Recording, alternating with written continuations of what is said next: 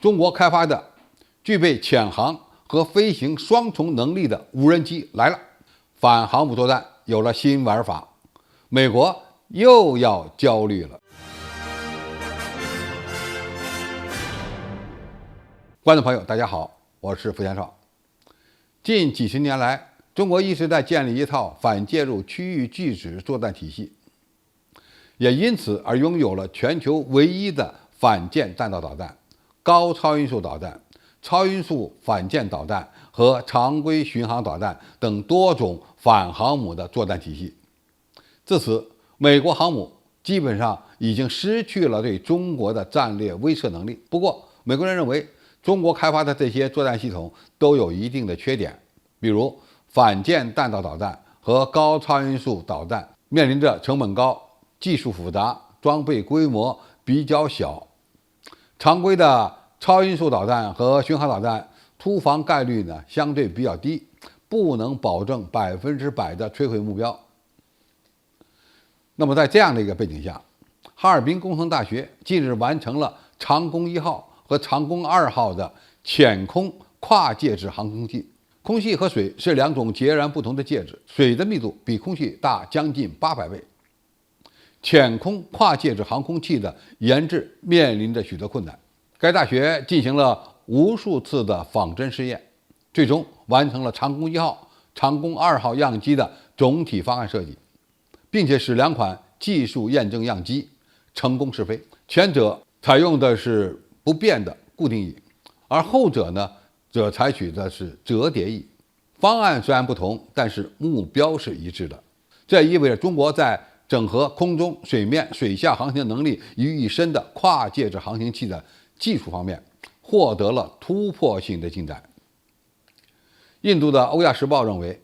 长弓无人机只是中国开发的跨介质武器的一部分。虽然这两种飞行器只是试验型号，但是中国科学家表示，跨介质飞行器才是未来最可靠的反航母作战平台，因为它们拥有几乎100%的突防率，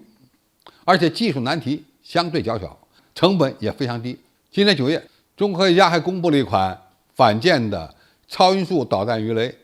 这也是一种跨介质的武器，它能以2.5马赫的速度飞行200公里，然后呢进入掠海模式20公里，然后在最后的10公里处，它又变身为一款能够以每秒100米的速度进行潜航的超空炮鱼雷模式，没有任何的防御系统可以对抗跨介质武器的攻击，因为这种武器可以通过变换飞行介质来躲避舰上的防御系统。中国负责研制该项目的专家表示，跨介质武器是摧毁航母战斗群防御的最便宜、最有效的手段。现代军舰的多层防御系统可以击落至少一半的来袭无人机、飞机和导弹，但跨介质武器从100公里外发射，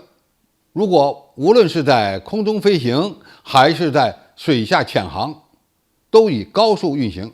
那么它们的存活率就可以达到100%。